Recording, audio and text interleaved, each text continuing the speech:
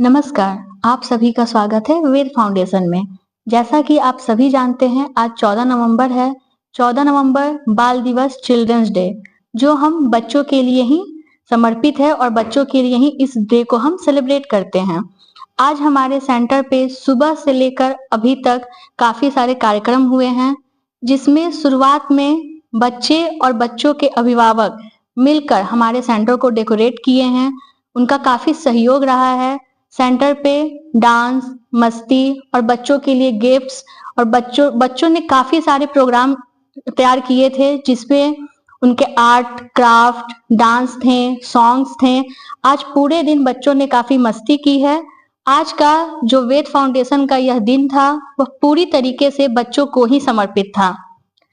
आज हमने जैसा आपको बताया था कि शाम को भी हमारा यह कार्यक्रम इसी तरीके से लगातार आगे बढ़ेगा, जिसमें हमने शाम को जो एक पैनल डिस्कशन डिसाइड किया था, उसको लेकर हम आपके सामने आए हैं, जिसका नाम है मंथन द विजन।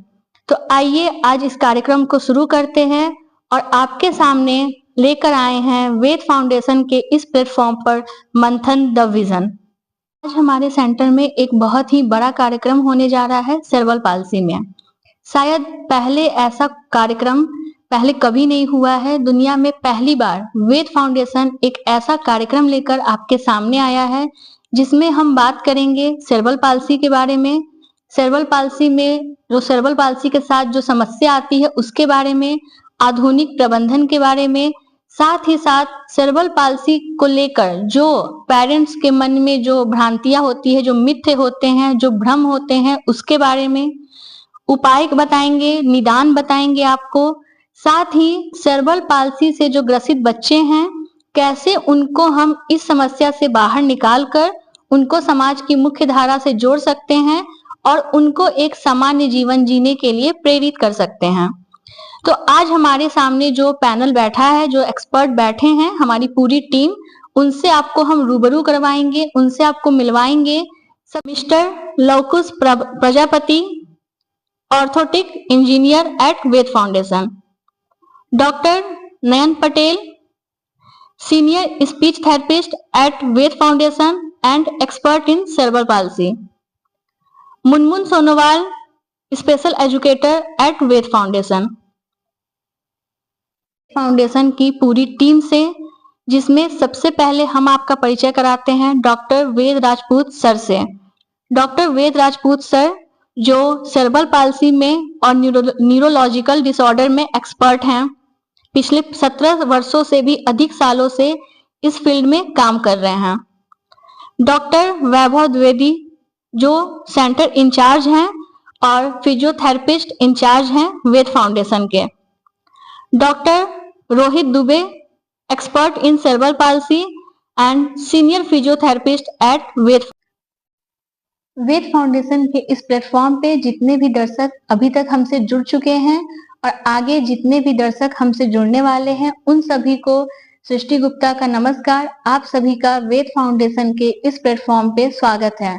तो चलिए अपने इस कार्यक्रम को धीरे धीरे आगे बढ़ाते हैं और सबसे पहले अपने सेंटर के डायरेक्टर और फाउंडर डॉक्टर वेद राजपूत सर से जानते हैं सेंटर के बारे में, सेंटर पे होने वाली गतिविधियों के बारे में और सेंटर पे जो बच्चे आते हैं उनके बारे में। नमस्कार हमको सभी देखने वालों को। मैं डॉक्टर वेद राजपूत वेद फाउंडेशन की पूरी टीम की तरफ से आप सभी का बहुत बहुत स्वागत करता हूं आज के इस कार्यक्रम में। और हमारे देखने वाले जो भी दर्शक हैं, आप सोशल मीडिया के किसी भी प्लेटफॉर्म पे हमको देख रहे हैं, ये बहुत अच्छी बात है कि आज हमारी पूरी टीम एक साथ बैठ के आपसे बात करने वाली है सेरेब्रल पाल्सी के विषय में, नवीनतम प्रबंधन के विषय में। हम जानेंगे सेरेब्रल पाल्सी क्या होती है और क्यों होती है। इसमें बहुत अच्छी बात है कि आज हम ऑर्थोटिक जो उपकरण होते हैं उनके बारे में भी जानेंगे। हमारे साथ हमारे एक्सपर्ट लवकुश जी बैठे हैं, जो कि पिछले 20 सालों से इन बच्चों के साथ इस क्षेत्र में कार्य कर रहे हैं और इनका काम बहुत सराहनीय है और बहुत ही एक्सपर्ट तरीके से अपने काम को करते हैं। हमारे साथ हमारे सेंटर के स्पीच थेरेपिस्ट डॉक्टर नयन जी हैं, हमारे साथ सीनियर फिजियोथेरेपिस्ट डॉक्टर रोहित जी हैं, सेंटर के इंचार्ज डॉक्टर वैभव जी हैं, सेंटर में स्पेशल एजुकेटर के पद पर कार्यरत और बच्चों के साथ बहुत ही एक अच्छा इको फ्रेंडली इन्वायरमेंट क्रिएट करते हुए अपने काम को करती हैं मिसेस मुनमुन सोनोवाल हमारे साथ बैठे हैं। तो आज इन सब लोगों की ओपिनियन आपको मिलेगी। उसके पहले सभी दर्शकों को, विशेष तौर पे उन बच्चों को जो सेरेब्रल पाल्सी की समस्या से ग्रसित हैं, आप सभी को बाल दिवस की ढेर सारी शुभकामनाएं वेद फाउंडेशन के पूरी परिवार की तरफ से, पूरी टीम की तरफ से। वेद फाउंडेशन का निर्माण 3 साल पहले हुआ और सेरेब्रल पाल्सी में पिछले 16-17 सालों से काम कर रहा हूं। हमारा जो उद्देश्य है कार्य करने का, वह सिर्फ इतना है कि बच्चों को आत्मनिर्भर बना के उनको समाज की मुख्य धारा में हम जोड़ सकें। आत्मनिर्भर किसे कहते हैं, इसकी एक परिभाषा जान लेना बहुत आवश्यक है। जब बच्चा अपने पैर पे खड़े होकर चलता है तो शायद उसको आत्मनिर्भर बोला जाता है, जो कि सही नहीं है। आत्मनिर्भर का मतलब होता है कि हम यदि अपने दैनिक क्रियाकलाप, अपने जीवन यापन के लिए अपना सारा कार्य अपने हाथों से कर पा रहे हैं तो हम आत्मनिर्भर हैं। वेद फाउंडेशन का प्रयास है कि आधुनिक प्रबंधन, आधुनिक थेरेपी की मदद से हम बच्चों को आत्मनिर्भर बना सकें। उसके लिए नवीनतम एक्सरसाइजेस, रिसर्च बेस्ड मटेरियल पे बेस्ड जो थेरेपीज होती हैं उनको, और समय समय पर यहाँ पे साइंटिफिक इवेंट होते रहते हैं, थेरेपिस्टों के लिए कार्यक्रम होते रहते हैं जिनमें उनको ट्रेन करके अपडेट किया जाता रहता है कि बच्चों पे वो कैसे काम करें। इन्हीं सब चीजों पे हम चर्चा करेंगे अपने इस कार्यक्रम में। तो हमारे इस कार्यक्रम को यदि आप देख रहे हैं तो मैं रिक्वेस्ट करूंगा कि इसको बिना स्किप किए आप पूरा देखिए, जिससे कि आपको सेरेब्रल पाल्सी के विषय में पूरी की पूरी जानकारी बहुत अच्छी तरीके से मिल सके। कार्यक्रम को हमारे साथ आगे ले चल रही है मिसेस सृष्टि गुप्ता जी, इनका भी बहुत बहुत धन्यवाद। ये कार्यक्रम का संचालन कर रही है और इस कार्यक्रम में प्रमुख भूमिका है। तो मैं इनको अभी हैंड ओवर कर रहा हूँ। यहाँ से कार्यक्रम हमारा शुरू होगा और तमाम प्रश्नों के उत्तर दिए जाएंगे। यदि आप लोगों में किसी को किसी भी प्रकार का प्रश्न सेरेब्रल पाल्सी से संबंधित पूछना है तो स्क्रीन पे जो नंबर आपको दिख रहा है उस पर आप व्हाट्सएप करके या मैसेज करके आप फोन करके पूछ सकते हैं। तो इस कार्यक्रम को हम आगे बढ़ाते हैं।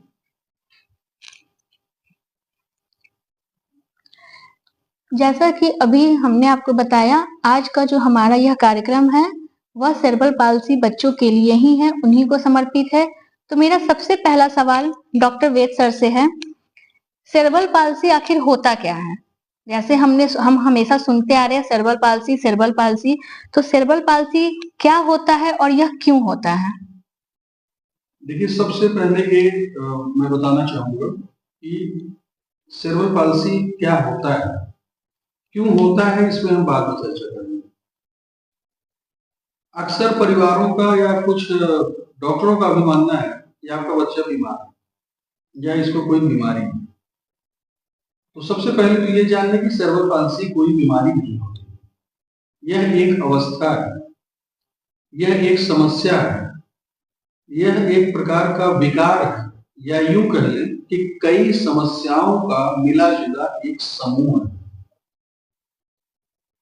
और बच्चा एक ऐसी अवस्था को प्राप्त कर जाता है जिसमें मोटर डेवलपमेंट रुक जाता है या धीरे होता है, और बच्चे की जो संवेदनशीलता है, जिसको सेंसोरियल इश्यूज बोलते हैं, उसमें भी प्रॉब्लम आती है।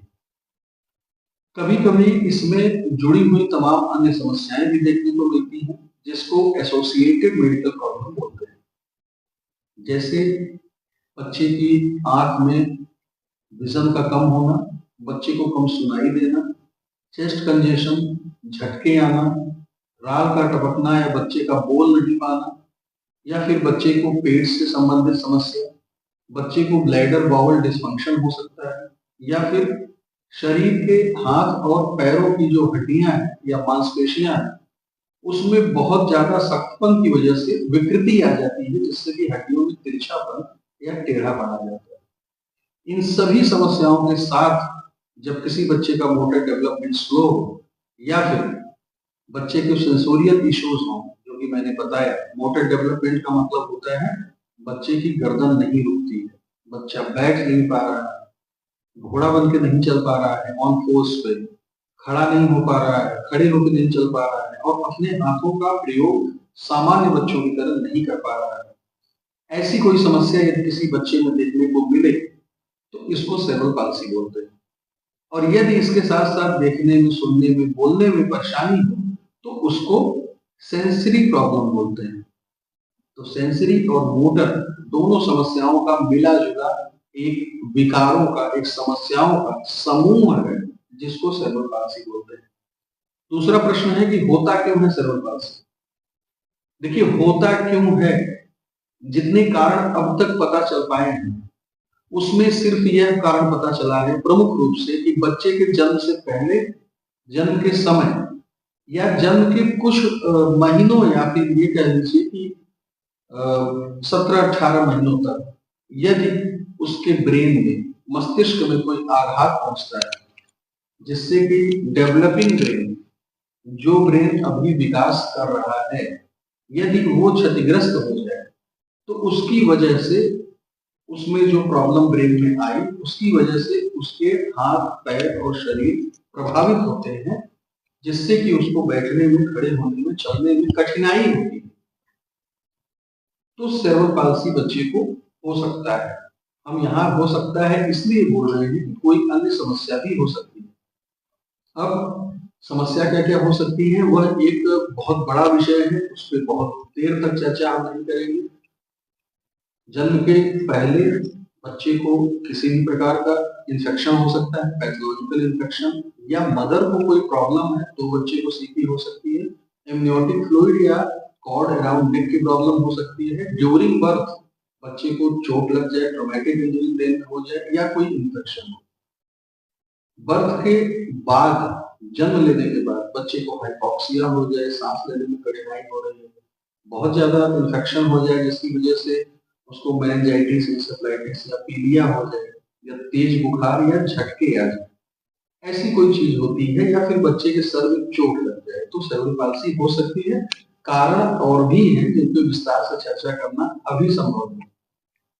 और किसी भी बच्चे को सेरेब्रल पाल्सी क्यों होती है? कभी कभी लोगों का यह कहना होता है कि इनमें से कोई समस्या हमारे बच्चे को नहीं होती, लेकिन उसका मोटर डेवलपमेंट डिले है।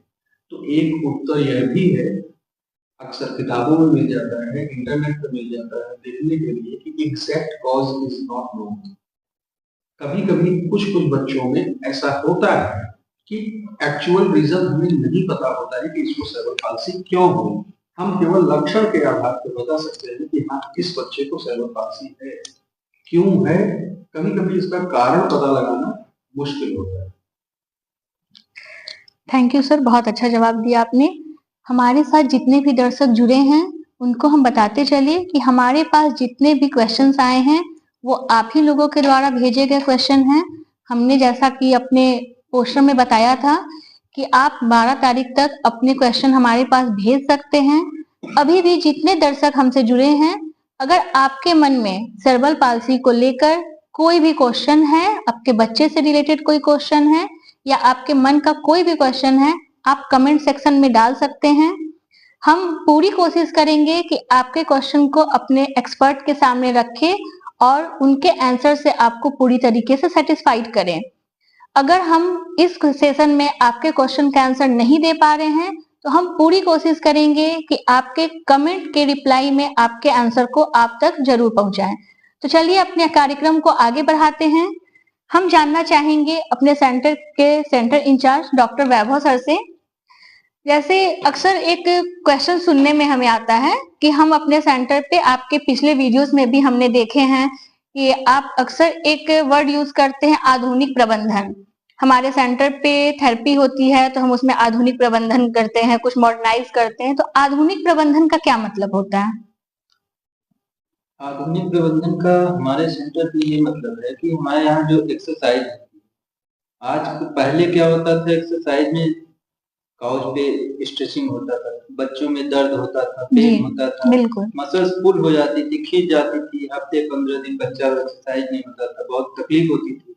और वही चीजें हम नए तरीके से उसको फ्लोर पे करते हैं, जिससे पेनफुल भी नहीं होता है और बच्चे के लिए प्ले का वो जरिया बन जाता है। और हमारी स्टिचिंग और एक्सरसाइज, जैसे बच्चों को खेल खेल में हम कुछ एक्सरसाइज कराते हैं ताकि बच्चे को ये भी ना लगे कि हम एक्सरसाइज कर रहे हैं, और उनको लगे कि हमें मतलब खेल रहे हैं और उसके कारण वो एक्सरसाइज उनकी हो जाए। तो वो एक्सरसाइज हम लोग यहाँ पे अपने कराते हैं, फ्लोर पे कराते हैं। स्टिचिंग जितना होता है उतना कम अवॉइड करते हैं कि ना करना पड़े। हम उसको फ्लोर पे लेते हैं, उनके साथ गेम करते हैं, उनके साथ स्टिक वॉक और आर्थोटिक चीजें को यूज करके उनको चलाते हैं, जिससे उनकी स्टिचिंग अच्छे से हो जाती है, उनको पेन भी नहीं होता, वो अच्छे से कर भी लेते हैं। जी सर, जैसा कि अभी वैभव सर ने बताया कि आधुनिक प्रबंधन का, आपकी क्या राय है आधुनिक प्रबंधन के बारे में? एग्जैक्टली उन्होंने सही चीज बताई। आधुनिक प्रबंधन का मतलब यह है कि पहले जब बच्चों को थेरेपी कराई जाती थी तो बहुत पेनफुल थेरेपी होती थी, क्योंकि हमारा एक बेसिक प्रिंसिपल बना रखा था फिजियोथेरेपिस्टों ने कि जब भी किसी बच्चे को सेरेब्रल पाल्सी है तो stretching is a very important exercise. मैं मानता हूँ स्ट्रेचिंग बहुत जरूरी है, क्योंकि इन बच्चों में जो प्राथमिक लक्षण हमें देखने को मिलते हैं वो स्टिफनेस देखने को मिलती है, मसल स्टिफनेस। तो निश्चित तौर पे उसमें स्ट्रेचिंग की आवश्यकता पड़ती है, पर अभी बच्चों को ये चाहिए कि उनको पेनलेस एक्सरसाइज की आवश्यकता है। अगर बहुत ज्यादा बच्चे को पेन हो रहा है तो एक चीज आपको जरूर देखने को मिलेगी कि वो बच्चा आपके साथ कोऑपरेट नहीं करेगा। यदि कोई बच्चा थेरेपी में अपने थेरेपिस्ट को ही कोऑपरेट नहीं कर रहा है तो वहां आप इम्प्रूवमेंट तो आप नहीं दे पाएंगे। वहां इम्प्रूवमेंट इसलिए नहीं हो पाएगी क्योंकि ये फिजियोथेरेपी जब हम किसी बच्चे को कराते हैं, स्पेशली इन सेरेब्रल पाल्सी, जिस पैटर्न को, जिस मोटर माइलस्टोन को हम उसको अचीव कराना चाहते हैं, ब्रेन उसको रिकंज्यूम कर रहा है, रीअडॉप्ट कर रहा है, रीलर्न कर रहा है। मेडिकल टर्म में बोला जाए तो इसको हम न्यूरोप्लास्टिसिटी बोलते हैं। ब्रेन में न्यूरोप्लास्टिसिटी डेवलप हो रही है, जो उसके ब्रेन को कभी पता ही नहीं था कि पैर का ये काम है, उस ब्रेन को हम फिर से रीलर्न करा रहे हैं कि पैर का ये काम होता है, पैर से खड़ा हुआ जाता है, पैर से चलना है, पैर की वेट लेना है। तो ब्रेन की न्यूरोप्लास्टिसिटी हो रही है, ब्रेन फिर से उस चीज को सीख रहा है। मतलब तो ये कहने का मतलब कि जैसे नॉर्मल बच्चे होते हैं वो खुद से सीखते हैं, और जो सीपी के बच्चे होते हैं उनको हमको ट्रेन करना पड़ता है। मोटर रीलर्निंग प्रोग्राम उनके लिए लेके आना पड़ता है। तो उनके ब्रेन को हम फिर से सिखाएंगे कि आपके किस लिम्ब का क्या काम है, हाथों का क्या काम है, पैरों का क्या काम है, सिर और धड़ का क्या काम है, कोर मसल का क्या फंक्शन है, उनको हम रीलर्न करा रहे हैं with the help of exercises. ठीक है, तो इसमें वो कोई भी बच्चा या कोई भी बड़ा व्यक्ति चीजों को तभी बेहतर ढंग से सीख पाएगा जब वह उस माहौल में अपने आप को सुरक्षित और अपने आप को खुश महसूस करेगा। जब ये दोनों चीजें बच्चे के साथ होंगी तो वो आपके साथ कनेक्ट होगा और चीजों को एडॉप्ट करना सीखेगा, जो कि वेद फाउंडेशन में होता है।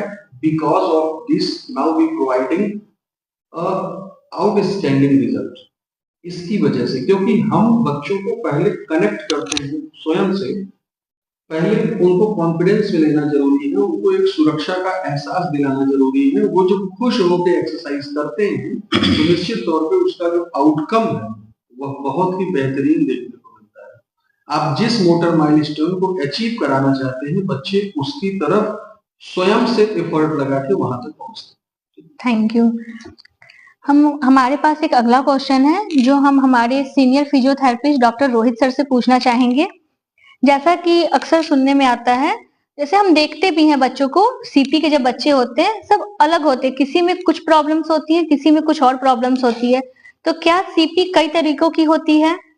जी हाँ, बिल्कुल। सीपी मुख्यतः 4 तरह की होती है, उसकी ऑटोग्राफी अलग होती है, लेकिन 4 तरह की जो सीपी होती है, सबसे पहले स्पास्टिक होती है। जैसे हमारा जो कॉर्टेक्स है, हमारा कॉर्टेक्स डैमेज होता है, उस वजह से स्पास्टिसिटी सीपी होती है, जिसको स्पास्टिक सीपी बोलते हैं, ठीक है। दूसरा होता है कि अगर हम डिस्काइनेटिक सीपी हमारा जो बेसल गैंग्लिया वाला पार्ट होता है, जब वो डैमेज होता है तो डिस्काइनेटिक सीपी होता है। डिस्काइनेटिक सीपी मुख्यतः 3 प्रकार की होती है, जिसमें एक डिस्टोनिया होता है, दूसरा एसेटॉइड होता है, तीसरा कोरियोथेटॉइड होता है। अभी इसके प्रकार में अगर आप पूछिएगा तो जरूर बताएंगे। और तीसरा होता है ataxic cerebral palsy. Ataxic cerebral palsy जो हमारा सेरिबेलम वाला हिस्सा जो होता है, जो हमारे पीछे वाले हिस्से में पाया जाता है, जब वो डैमेज होता है तो हमको अटैक्सिक सेरेब्रल पॉल्सी जैसी समस्या देखने को मिलती है। और चौथा, जब हम ये तीनों समस्या जो भी मैंने बताई वो एक ही बच्चे में अगर हमको देखने को मिलती है, उसे हम मिक्स्ड सेरेब्रल पॉल्सी जैसा कि नाम से पता चला मिक्स, यानी सब मिला हुआ। तो कैसे, अगर आपके सेंटर पे कोई बच्चा आता है तो आप कैसे पहचानते हैं कि उनको कौन सी सीपी है? वो तो बच्चे को देख के डिपेंड करता है कि बच्चे को प्रॉब्लम क्या है। फिर उसके बाद बच्चे में सेंसरी प्रॉब्लम्स हैं कितनी हैं, क्या है, देखने में, सुनने में, बोलने में, फीडिंग में, खाने में, चबाने में। उसको एपिलेप्सी की भी प्रॉब्लम होती है बच्चों को, तो उसके अवस्था पे डिपेंड करता है उसको क्या है, उसमें इनवॉलंटरी मूवमेंट है कि नहीं है। ये सारी अवस्थाएं देखने के बाद पता चलता है कि इनवॉलंटरी मूवमेंट हमेशा डिस्काइनेटिक को रिप्रेजेंट करता है, और अगर इनवॉलंटरी मूवमेंट नहीं है, केवल स्टिफनेस है, तो वो स्पास्टिक को रिप्रेजेंट करेगा।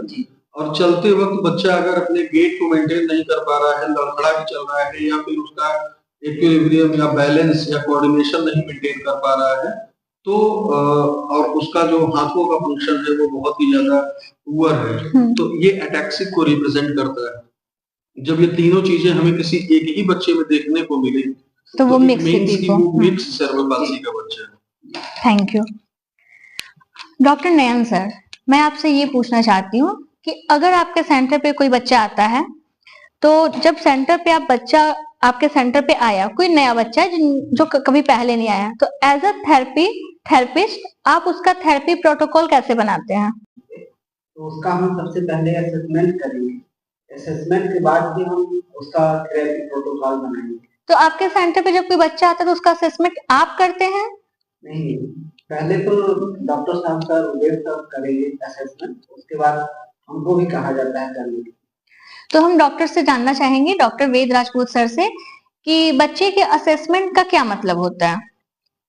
असेसमेंट एक बहुत जरूरी प्रोसेस होता है सेरेब्रल पॉल्सी में।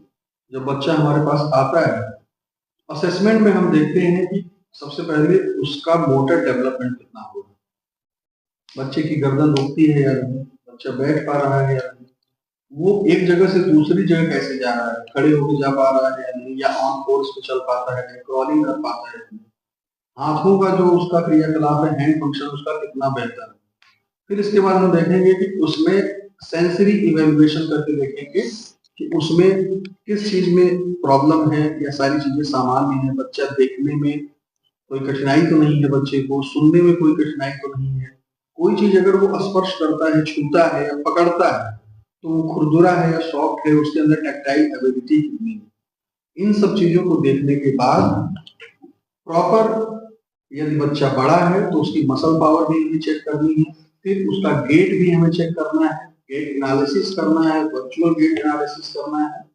इसके बाद हम एक पॉइंट पे आते हैं कि इस बच्चे को किस चीज की आवश्यकता है, किस थेरेपी की आवश्यकता है, हमें इस बच्चे में कौन से प्रोटोकॉल को लेते हुए आगे बढ़ना है, जिससे कि हम इसकी मोटर एबिलिटी को, मोटर डेवलपमेंट को हम इनहेंस कर सके, आगे बढ़ सके। Thank you. आपको हम बताते चले, हमारे सेंटर वेद फाउंडेशन में आपको एक बच्चे में जो भी प्रॉब्लम्स होती है उसका हर समाधान देखने को मिलेगा। उनको जिन चीजों की आवश्यकता होती है, जैसे physiotherapy, occupational therapy, activity trainer, special education, speech therapy, यहाँ पे आपको एक ही छत के नीचे हर सुविधा दी जाती है। तो हम अपना अगला क्वेश्चन हमारे सेंटर के स्पेशल एजुकेटर मुनमुन सोनोवाल जी से पूछना चाहेंगे। मुनमुन जी, हम आपसे यह जानना चाहेंगे कि जो सेरेब्रल पाल्सी के बच्चे होते हैं, उनमें स्पेशल एजुकेशन का क्या महत्व होता है? स्पेशल एजुकेशन में सबसे पहले बच्चे की हैंड एक्शन चेक किया जाता है और बच्चे हाथ से कुछ पकड़ पाते हैं कि नहीं और ग्रिप ले पाते हैं कि नहीं, और उसके बाद विजन चेक करेंगे, आँख से दिखाई देते हैं कि नहीं और कान से सुनाई देते हैं कि नहीं, और सेंसरी कोई चीज सुनने से महसूस कर पाते हैं कि नहीं, और टेक्टाइल एबिलिटी, यही सब चेक किया जाता है। तो जब हम किसी सीपी बच्चे जो होते हैं उनको हम अगर स्पेशल एजुकेशन कराते हैं तो उसके क्या फायदे देखने को मिलते हैं? बच्चे की पर्सनैलिटी डेवलपमेंट होती है और जैसे सोसाइटी में वो जुड़ पाते हैं, जैसे किसी से अगर बात करते हैं तो कैसे बात करना चाहिए, यही सब समझाया जाता है, स्पीच कराते हुए समझाया जाता है। मतलब उनकी पर्सनालिटी भी डेवलप होती है उससे। तो जब आप स्पेशल एजुकेशन जैसे आप किसी बच्चे को करा रही हैं तो मेनली किन किन बातों का ध्यान रखती हैं? सबसे पहले बच्चे की हाथ में पाउडर मसाज किया जाता है, उसके बाद कलर्स पहचानने के लिए, और फिर एनिमल्स नेम, फ्लावर्स नेम। और स्पेशल एजुकेशन जब हम किसी बच्चे में कराएंगे तो अक्सर ये लोगों का ये मानना होता है कि स्पेशल एजुकेशन बोला जा रहा है तो ये स्पेशल एजुकेशन है, जबकि स्पेशल एजुकेशन विशेष तौर पे सीपी बच्चों में इसलिए कराया जाता है कि उनके जो हाथों का क्रियाकलाप, उनके हैंड फंक्शन को हम बेहतर कर पाए, लर्निंग स्किल उनकी हम बेहतर डेवलप कर पाए, सीखने की जो क्षमता है उसको हम डेवलप कर पाए, जो कॉग्निटिव स्किल होता है कॉग्निटिव स्किल को हम इम्प्रूव कर पाए। कॉग्निटिव स्किल मतलब हमारे आसपास कौन है, वो हमारे टीचर हैं, ये हमारे मदर फादर हैं, ये हमारा भाई है, बाहर इस समय ठंडा है या गर्म है या फैन चल रहा है, हमें कहाँ पे जाना चाहिए, ये ऊंची जगह है या नीची जगह है, मतलब स्पेशली अगर उनके अंदर कुछ चीज को लेकर हेजिटेशन भी है उसको भी हम दूर कर सकते हैं। बॉडी अवेयरनेस डेवलप की जाती है। कॉग्निटिव डेवलपमेंट के लिए स्पेशल एजुकेशन जरूरी है, अवेयरनेस के लिए स्पेशल एजुकेशन जरूरी है, हैंड फंक्शन के लिए स्पेशल एजुकेशन जरूरी है। जिन बच्चों को वो इंट्रोवर्ट नेचर के हैं उनके लिए स्पेशल एजुकेशन बहुत जरूरी है, जिससे कि वो एक्सट्रोवर्ट नेचर को बना पाए, अंतर्मुखी है तो बहिर्मुखी हो पाए। या फिर कुछ ऐसे बच्चे होते हैं जो सोसाइटी में अपने आप को लोगों के साथ एडजस्ट करने में प्रॉब्लम फील करते हैं, या फिर जैसे उनको लोनलीनेस फील होता है, वो अकेले रहना ज्यादा पसंद करते हैं, दोस्त नहीं होते उनके। सोसाइटी में अपने आप को जब वो रखते हैं या उनको लोगों के बीच में आना पड़ता है तो वो बच्चे हाइपर हो जाते हैं। हाइपर एक्टिविटी को भी कम करने के लिए स्पेशल एजुकेशन बहुत महत्वपूर्ण भूमिका निभाता है। स्पेशल एजुकेशन हर उस बच्चे को आवश्यक है जो बच्चा सेरेब्रल पाल्सी की समस्या से ग्रसित है और व्यवहारात्मक दोष भी उस बच्चे में है, या फिर हाथों का क्रियाकलाप उसका सामान्य बच्चों की तरह नहीं है, या फिर उसका जो पर्सनालिटी डेवलपमेंट है वह भी बेहतर नहीं है, तो इन बच्चों को स्पेशल एजुकेशन कराया जाना बहुत जरूरी है। तो ये आप डिसाइड कैसे करते हैं कि कोई आपके सेंटर पे कोई बच्चा आया है तो उसको स्पेशल एजुकेशन की जरूरत है या नहीं है? जिन प्लेटफॉर्म्स के बारे में बताएं, जिन चीजों के लिए बच्चों पे काम किया जाता है स्पेशल एजुकेशन में, यदि इनमें से किसी भी क्षेत्र में बच्चे में कमी दिख रही है या कमी पाई जाती है तो उसको स्पेशल एजुकेशन के लिए रेफर किया जाता है। तो अगर हम बच्चों को स्पेशल एजुकेशन करा रहे हैं तो क्या उन बच्चों को हम नॉर्मल एजुकेशन जैसे नॉर्मल स्कूल्स में भेजना या नॉर्मल टीचर से पढ़ाना वो नहीं कर सकते? सेरेब्रल पाल्सी के जो बच्चे होते हैं वह मानसिक तौर पे सामान्य बच्चों की तरह ही होते हैं। सेरेब्रल पाल्सी में केवल और केवल 10 से 12% बच्चे ऐसे होते हैं जो मेंटली रिटायर्ड होते हैं या मंद बुद्धि के होते हैं। मंद बुद्धि भी नहीं कहना चाहिए, आप ये कह लीजिए कि वह सामान्य बच्चों की तरह उनके अंदर आईक्यू का लेवल नहीं होता है, अपने बारे में उतनी समझ नहीं होती है, वो सोसाइटी में अपने आप को कनेक्ट नहीं कर पाते हैं। बाकी जितने बच्चे होते हैं 90% बच्चे सामान्य बच्चों की तरह ही ज्ञान रखते हैं, ये हम जानते हैं कि उनका जो मोटर डेवलपमेंट है उसके न होने की वजह से उनका चलना फिरना बाधित होता है, जिससे कि वह समय से विद्यालय नहीं पहुंच पाते और स्कूल न जाकर वो घर पे ही पढ़ाई लिखाई करते हैं। लेकिन यदि वो स्कूल जाना चाहें तो निश्चित तौर पर स्कूल जाके सामान्य बच्चों के साथ बैठ के पढ़ भी सकते हैं और सब कुछ कर सकते हैं जो कि एक सामान्य व्यक्ति करता है। तो हम ये तो मतलब इसको एक इस तरीके से भी जान सकते हैं कि अगर कोई सेरेब्रल पाल्सी का बच्चा है तो हम एक उसका फर्स्ट स्टेप उनको हम स्पेशल एजुकेटर दे सकते हैं।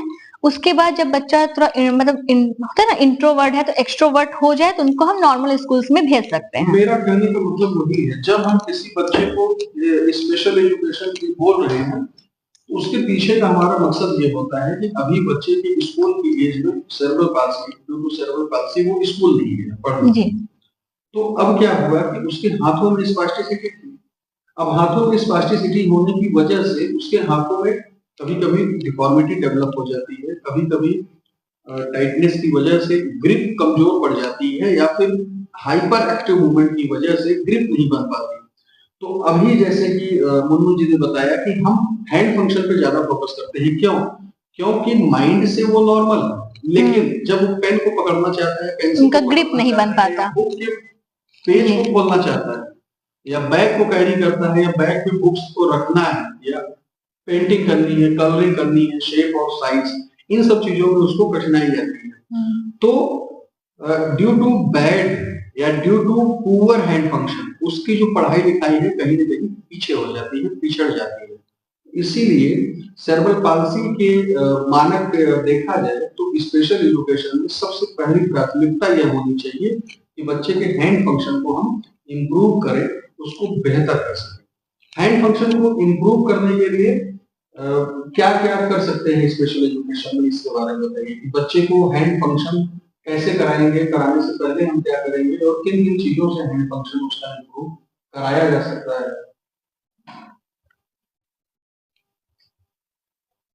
हैंड फंक्शन में सबसे पहले पाउडर मसाज करेंगे, उसके बाद और काफी चीजें एक्टिविटीज के लिए हैंड फंक्शन के लिए, और जैसे हो गया खिलौना और कोई चीज पकड़ने के लिए, ग्रिप देने के लिए, और फिर राइटिंग भी सिखाया जाता है कैसे लिखना चाहिए, और उंगलियों की मूवमेंट, पेंटिंग भी करवा सकते हैं हम बच्चों को। जी, पेंटिंग भी करवा सकते हैं और कलर्स, यही सब। और ये जो अभी बच्चे जैसे क्ले से खेलना ज्यादा पसंद करते हैं तो क्ले को हम किस तरह से यूज करें उसमें? क्ले से भी और हाथ की काम कराया जाता है, जैसे कि दोनों हाथ से क्ले पकड़ के क्ले को खींचना और क्ले से जैसे राख के नीचे मतलब टेबल पे इसको रोल करना क्ले से, यही सब करा जाता है। Thank you.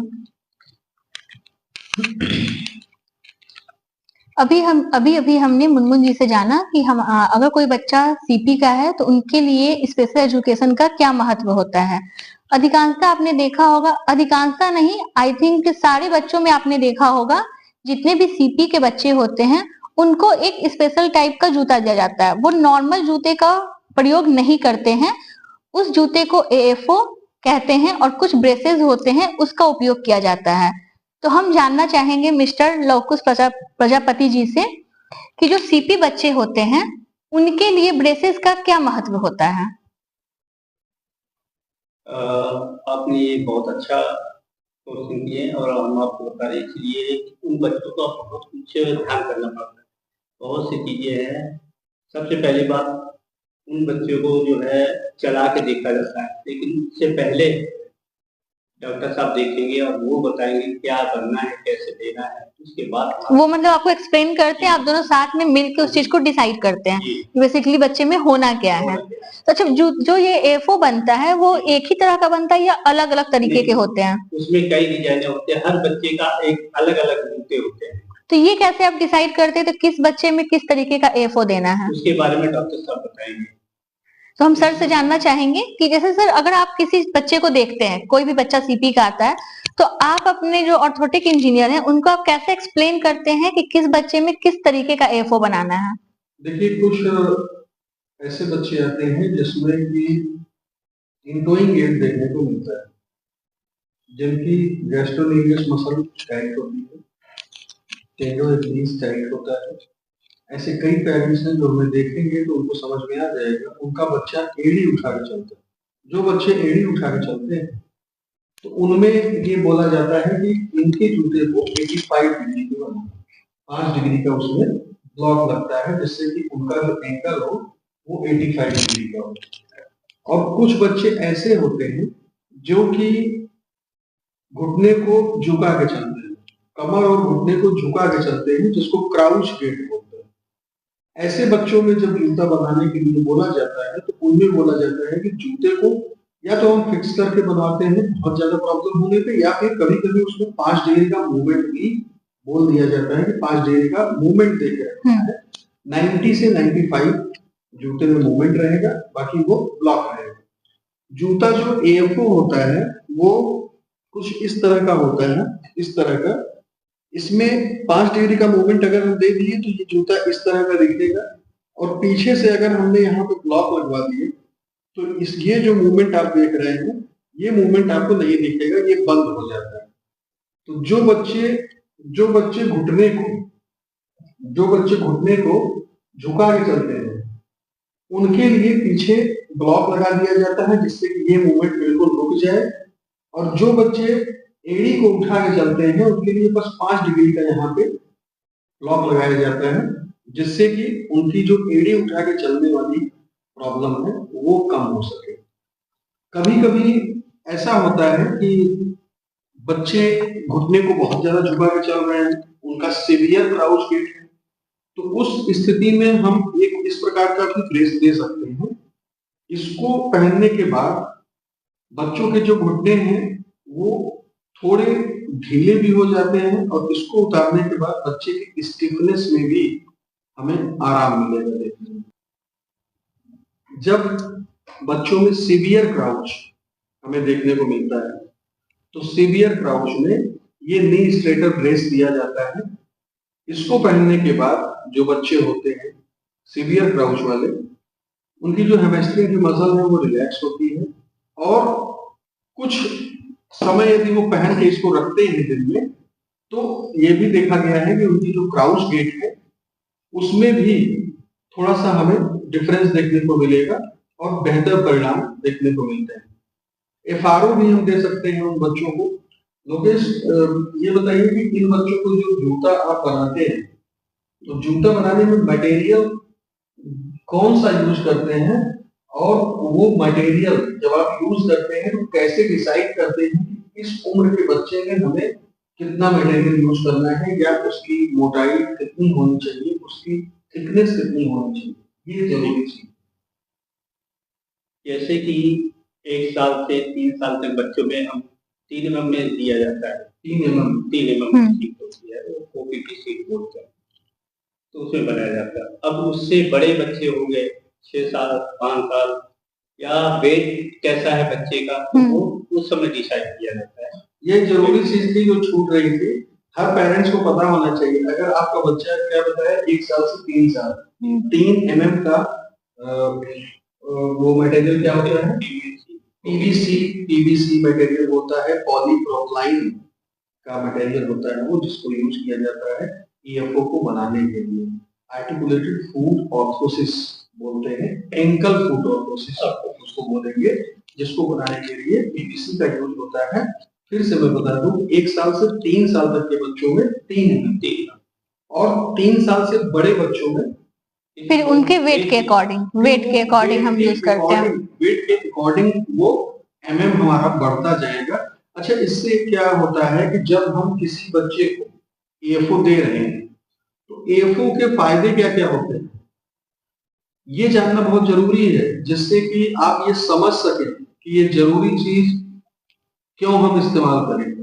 अगर बच्चे को सेरेब्रल पाल्सी है तो उसको AFO इसलिए पहनाना है जिससे कि उसको कोई डिफॉर्मिटी न डेवलप होने पाए, किसी भी प्रकार की हड्डियों से संबंधित विकृति उसके पैरों में नहीं डेवलप होगी यदि आप जूते पहनाते हैं तो। बच्चे की जो चलने की क्षमता है उसमें बहुत ज्यादा परिवर्तन देखने को मिलेगा। जो बच्चा बिना जूते के खड़ा भी नहीं होता है, वो बच्चा जूता पहनने के बाद चलना शुरू कर देता है। बच्चे की जो मांसपेशियां हैं उसमें पावर बढ़ती है, इनहेंस होती है।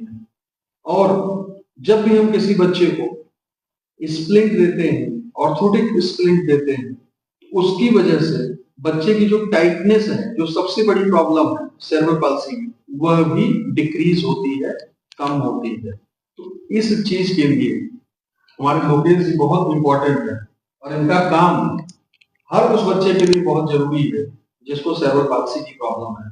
वेद फाउंडेशन के रेगुलर और बहुत ही अच्छे ऑर्थोटिक इंजीनियर हैं लोकेश जी, और जब भी किसी बच्चे को सेरेब्रल पाल्सी की प्रॉब्लम हो तो उसको एक बार जरूर अपने एक्सपर्ट से राय लेनी चाहिए, थेरेपिस्ट से पूछना चाहिए कि इसको किस प्रकार का एएफओ की जरूरत है या किस स्प्लिंट की जरूरत है।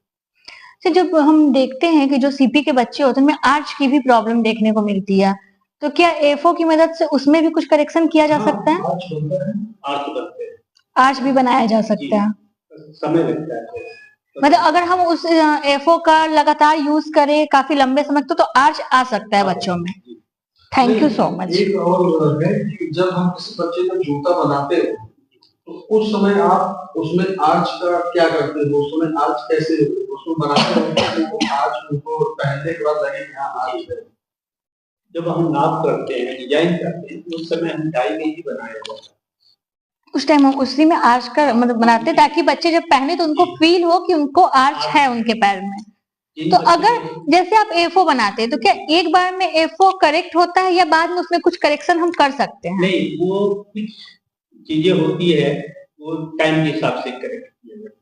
जैसे हम किसी बच्चे को एफओ दे दिए, हो सकता है उस बच्चे को उसमें कंफर्टेबल ना हो या कुछ मिस्टेक्स हो तो उसको हम बाद में करेक्ट कर सकते हैं। नहीं, अगर सही ढंग से अगर मेजरमेंट लिया जाए तो ऐसी चीजें देखने को नहीं मिलती। ऐसे बेसिकली नहीं मिलती, लेकिन अगर किसी बच्चे को रेयरली ऐसा कोई प्रॉब्लम आया, केवल इस चीज का हो सकता है कि किसी बच्चे को अगर हमने 90 से 95 ब्लॉक करके दे दिया है जूता ड्यू टू क्राउच गेट, ठीक, उसका क्राउच गेट है, और इन फ्यूचर अगर बेहतर फिजियोथेरेपी उसकी चल रही है, जूते का बेहतर सपोर्ट उसको मिला है, अच्छा जूता बना है, यदि उसमें परिणाम हमें बेहतरीन देखने को मिला, मतलब अगर उनका क्राउच गेट ना रहा तो उसको हम चेंज हटा सकते हैं। ऐसा कई बार हुआ कि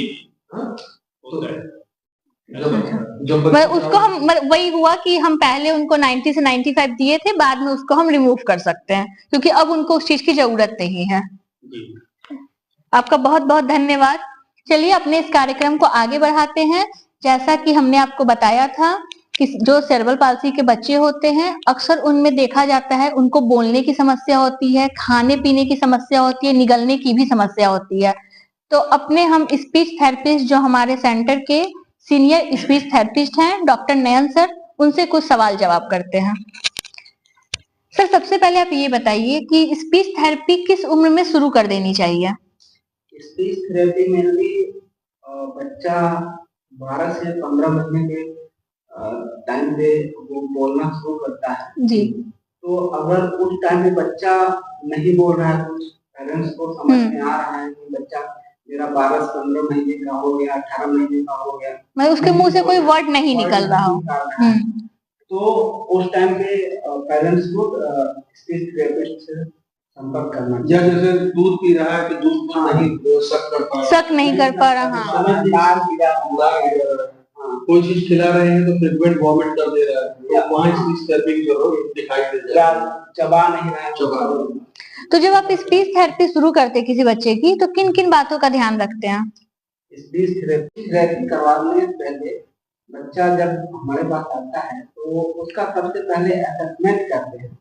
असेसमेंट में हम देखते हैं कि बच्चे की चीख मतलब कैसी है, टाइट है, लूज है।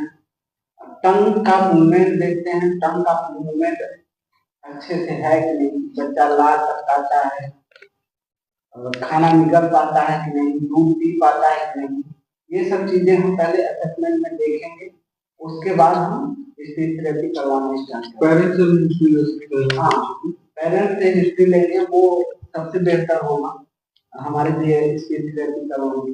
तो जब हम स्पीच थेरेपी कराते हैं किसी बच्चे का तो उस समय मतलब आप क्या क्या उनसे कुछ भी होता होगा ना, कोई चीज की जरूरत पड़ती होगी, कुछ भी, क्या क्या चीजें होती हैं जिनको आप, जैसे बच्चा अगर चबा नहीं पाता है, चबा के खाना नहीं निकल पा रहा है, तो उसके लिए एक आता है च्यूइंग ट्यूब, जो फाइबर का होता है, वो चबाने के लिए देते हैं। और टंग का मूवमेंट अगर अच्छे से नहीं है तो टंग का मूवमेंट के लिए हम टंग डिप्रेशर आता है, उसका यूज करते हैं। और जैसे चीक की मसल्स अगर वीक है या टाइट है तो उसके लिए मसाज करते हैं। वाइब्रेटिंग ब्रश आता है, उससे हम मसाज करते हैं, सीटी बजवाते हैं। अगर बहुत ज्यादा टाइट है तो वहाँ मसाज करेंगे, वीक मसल को वाइब्रेट के थ्रू स्टिमुलेट। तो अगर हम स्पीच थेरेपी कराते हैं तो क्या सिर्फ स्पीच के लिए ही कराते हैं ताकि बच्चे बोले, या स्पीच थेरेपी कराने का और भी कुछ उसके फायदे हैं?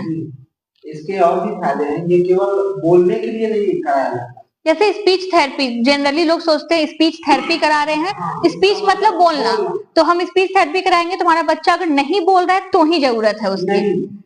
वो डेली लाइफ के लिए, जैसे अभी बच्चा खा नहीं पा रहा है, खाना निगल नहीं पा रहा है, तो उसके लिए भी तो जरूरी है ना, डेली लाइफ कैसे बोलिएगा। जैसे बहुत बच्चे सलाइवा गिराते हैं, खाना निगल नहीं पाते हैं, उनको भी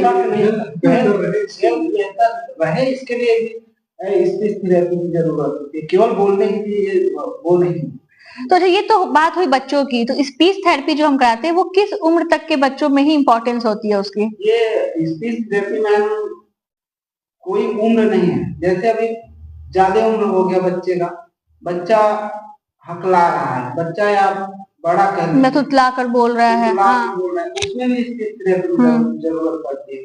बच्चा बोल नहीं पा रहा है बिल्कुल भी, और निगल नहीं पा रहा है, तो इसमें एज का कोई मुझे नहीं लगता कि फैक्टर है, कब तक करवाना चाहिए, कब तक नहीं करवाना। कुछ बच्चों को सफोकेशन की भी प्रॉब्लम होती है, तो क्या उसमें भी स्पीच थेरेपी जरूरी होता है? उसमें भी हो जाता है, तो उसमें भी लंग्स की एक्सरसाइज करवाई जाती है, जिससे कि लंग्स मजबूत होंगे और सांस लेने में सफोकेशन नहीं होगा। जो भी दर्शक हमें देख रहे हैं आज कम से कम इस बात से वो क्लियर हुए होंगे। वैसे बहुत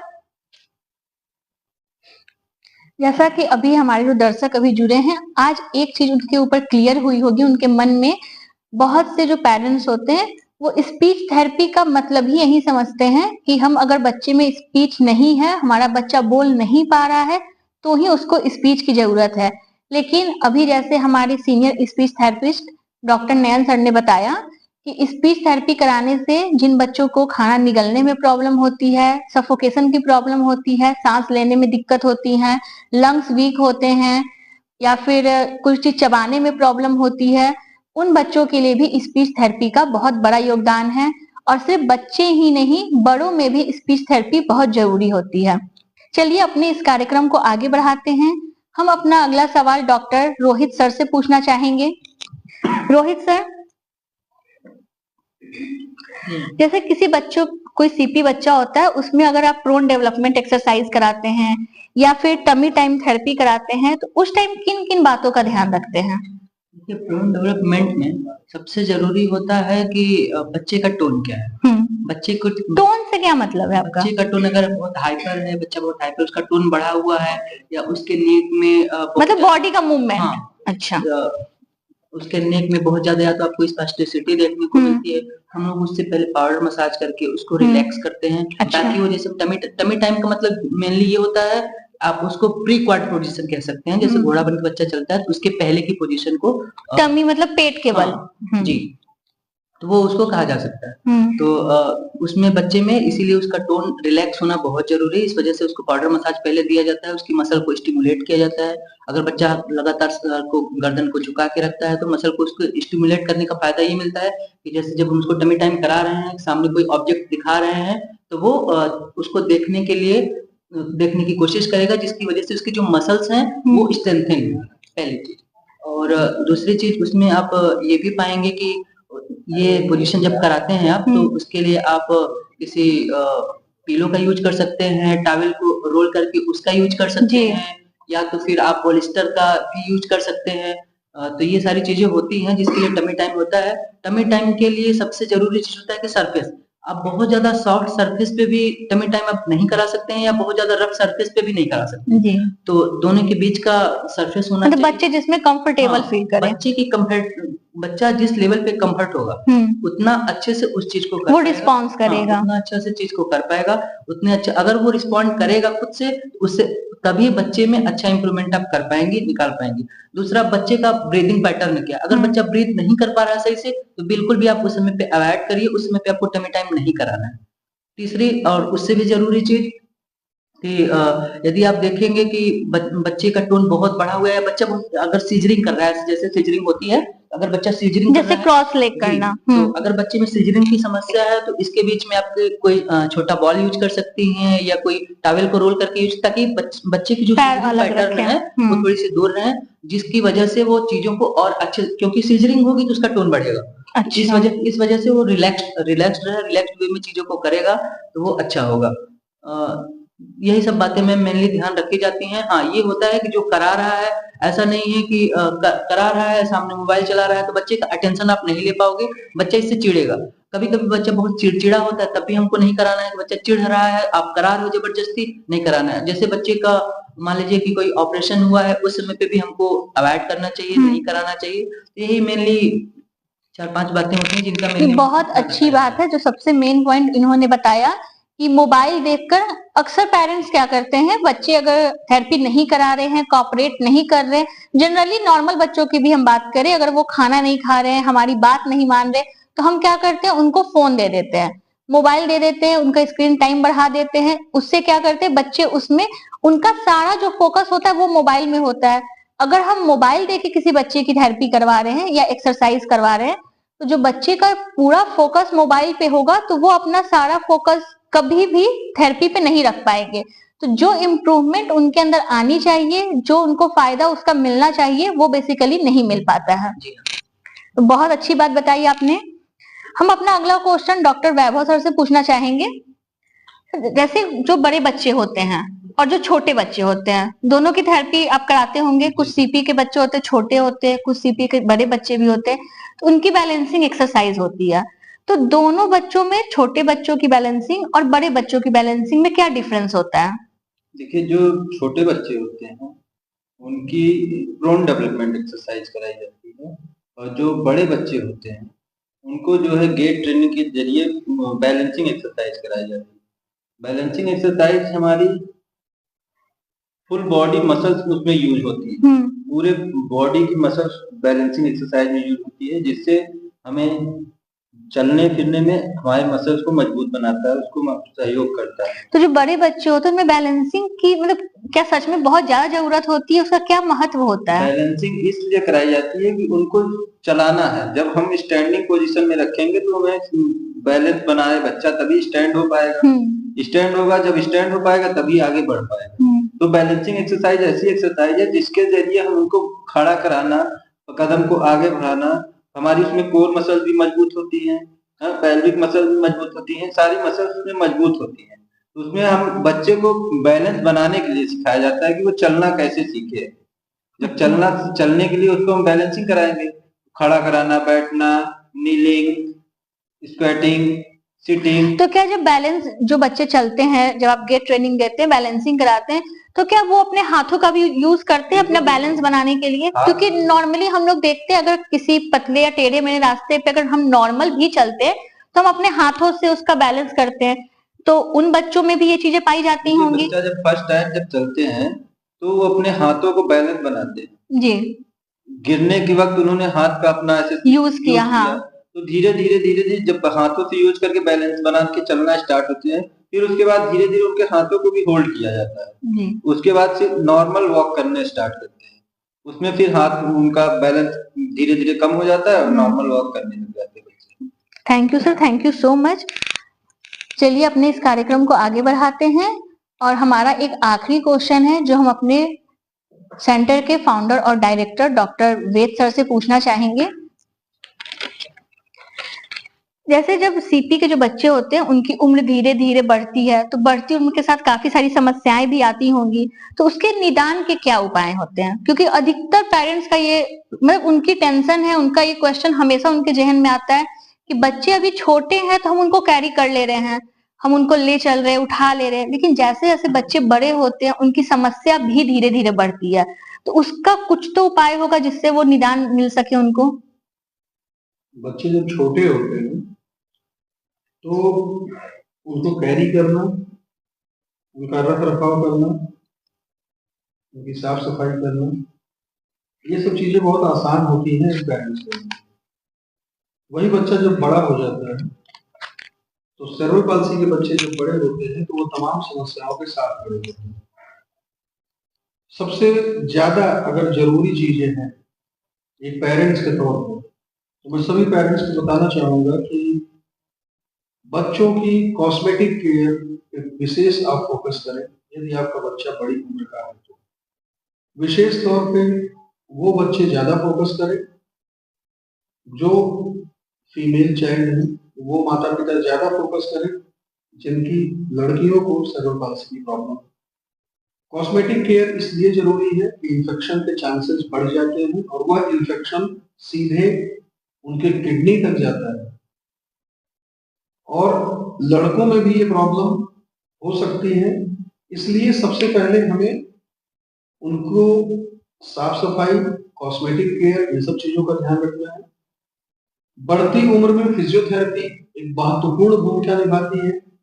इन बच्चों की फिजियोथेरेपी जरूर कराएं, चाहे घर में ही आप स्वयं से कराएं, लेकिन इनके जितने भी मसल्स हैं उनकी एंटी ग्रेविटी पावर को इंक्रीज करने के लिए एक्सरसाइज बहुत जरूरी है। विशेष तौर पर स्टैंडिंग एक्सरसाइज और एडीएल्स, एक्टिविटी ऑफ डेली लाइफ, वो बहुत जरूरी है बड़े उम्र के बच्चों में। इनको किसी न किसी काम में इंगेज करके रखें। और यदि आपका बच्चा व्हील चेयर पे है और उसको व्हील चेयर पे ही रहना है तो इन बच्चों को सर्जरी जैसी चीजों से बचाएं, क्योंकि सर्जरी करने के बाद कभी कभी इनकी जो स्थिति होती है वह सही होने के बजाय बिगड़ना शुरू कर देती है। यह व्यवहारात्मक दोष अपने अंदर डेवलप कर लेते हैं, चिड़चिड़े हो जाते हैं, हाइपर एक्टिव हो जाते हैं और इसके बाद इनका जो रूटीन लाइफ स्टाइल है वो डिस्टर्ब हो जाता है और कहीं कहीं मानसिक तौर पे कमजोर होना शुरू हो जाता है। यदि हमें पता है कि हमारा बच्चा GMF-CS 5 का है और व्हील चेयर पे ऑलरेडी है तो केवल और केवल उसके देखभाल, रख रखाव, नॉर्मल फिजियोथेरेपी की आवश्यकता है, ना कि किसी इंटरवेंशन। बढ़ती उम्र में अगर बच्चा GMF-CS 3 का है और उसको शारीरिक रूप से कोई डिफॉर्मिटी, हड्डियों में कोई तिरछापन, कोई विकृति डेवलप हो गई, तो ऐसे बच्चों को एक अच्छे ऑर्थोपेडिक सर्जन से जरूर से इनकी सर्जिकल इंटरवेंशन की तरफ आप जाएं, इनकी सर्जरी कराएं और सर्जरी के पहले और सर्जरी के बाद फिजियोथेरेपी उतनी ही महत्वपूर्ण है जितनी महत्वपूर्ण सर्जरी है। यदि आप सर्जरी करा रहे हैं अपने बच्चे की और आपका प्लान है सर्जरी के बाद फिजियोथेरेपी का और सर्जरी के पहले भी फिजियोथेरेपी, सर्जरी के पहले फिजियोथेरेपी आपके बच्चे का जो परिणाम है सर्जरी के बाद वो बहुत बेहतर कर देता है। और यदि आपके प्लान में फिजियोथेरेपी सर्जरी के पहले या बाद में नहीं है तो प्लीज अपने बच्चे की सर्जरी ना कराएं, सर्जरी से बचें, क्योंकि जिस शल्य चिकित्सा को, जिस सर्जरी को आप कराने का प्लान कर रहे हैं, विदाउट फिजियोथेरेपी कुछ महीनों के बाद या कुछ सालों के बाद आपको फिर से वही कराने की आवश्यकता पड़ेगी। और बड़े बच्चों में सबसे जरूरी है उनके अंदर किसी न किसी एक अलग से किसी एक्टिविटी को या फिर किसी उनकी एक क्षमता को डेवलप करना, ठीक है, उसको क्या बोलते हैं, स्किल को, स्किल डेवलप, एक बेहतर स्किल को उनके अंदर आप जरूर डेवलप करें। यदि आप ऐसा कर पाते हैं तो निश्चित तौर पे आप अच्छे अभिभावक की श्रेणी में आ जाएंगे। यदि आपके बच्चे को सेरेब्रल पाल्सी है, वो किसी म्यूजिक इंस्ट्रूमेंट को प्ले कर सकता है, वो कुछ भी हो सकता है, रीडिंग उसकी अच्छी है, राइटिंग उसकी अच्छी है, कविताएं लिख सकता है, स्क्रीन टाइम पे कंप्यूटर पे अच्छा काम करना आपने सिखा दिया, पेंटिंग अच्छी सिखा दी, तो आप निश्चित तौर पर मान के चलिए कि उसको जो भी उसकी लाइफ है वो बहुत ही हेल्थ वाइज भी वो हेल्थी रहेगा और वो खुश भी रहेगा, और उसके पास अगर कोई स्किल डेवलप हो गई है तो वो बहुत बेहतर करने जाएगा अपने लाइफ में। तो ये सब चीजें हमें ध्यान देनी है तब जब बच्चे की उम्र बढ़ रही हो या बड़े उम्र के बच्चों। जी, थैंक यू सो मच। बहुत ही अच्छा जवाब रहा। हमारे जितने भी दर्शक हमसे जुड़े हैं उनको ये सुन के काफी खुशी हुई होगी। आपको हम बताते चलें कि जितने भी अभिभावक हैं जिनके पास सीपी से ग्रसित बच्चे हैं, अपने बच्चों को कभी भी नॉर्मल बच्चों से कम ना आके, उनके हर बच्चों के अंदर कुछ ना कुछ एक स्पेशल होता है, उनकी स्पेशलिटी को पहचाने और उनको उसी क्षेत्र में आगे बढ़ाएं। चलिए हम अपने इस कार्यक्रम को अब अंतिम छोर की ओर ले जाते हैं। हम अपने इस कार्यक्रम को आपके सामने रखे थे। अभी तक जितने भी प्रश्न आपके सामने पूछे गए वो आपके बीच से ही आए थे प्रश्न। हमारे व्हाट्सएप पे, हमारे यूट्यूब पे जितने भी क्वेश्चन आए थे हमने उनको इस सेशन में रखने की कोशिश की है, उसके जवाब को आप तक पहुंचाने की कोशिश की है। अगर किसी भी अभिभावक का कोई प्रश्न रह गया है तो आप हमारे कमेंट सेक्शन में अपना प्रश्न डाल सकते हैं। आपको कमेंट के रिप्लाई में आपके प्रश्नों का जवाब जरूर दिया जाएगा। वेद फाउंडेशन हमेशा, आपने देखा होगा हमारे यूट्यूब चैनल फिजियो वेद वर्ल्ड पे, वेद फाउंडेशन की तरफ से अक्सर सेरेब्रल पाल्सी के बारे में आपको नई नई चीजों से, नई नई टेक्नोलॉजी से, नई नई तकनीकियों से अवगत कराया जाता है। आगे भी हम इसी तरीके के और भी कार्यक्रम आपके लिए लेकर आते रहेंगे। हमसे बने रहिए, हमसे जुड़े रहिए और हमारे YouTube चैनल फिजियो वेद वर्ल्ड को ज्यादा से ज्यादा सब्सक्राइब करिएगा, उसको लाइक करिएगा और शेयर करिएगा, ताकि जो भी अभिभावक जिनके सीपी के बच्चे हैं, सेरेब्रल पाल्सी से ग्रसित बच्चे हैं, उन तक यह वीडियो पहुंचे, वो इस वीडियो का ज्यादा से ज्यादा लाभ उठा सके। हमारी पूरी टीम को मैं सृष्टि गुप्ता बहुत बहुत धन्यवाद देती हूँ। आप सभी का धन्यवाद। नमस्कार।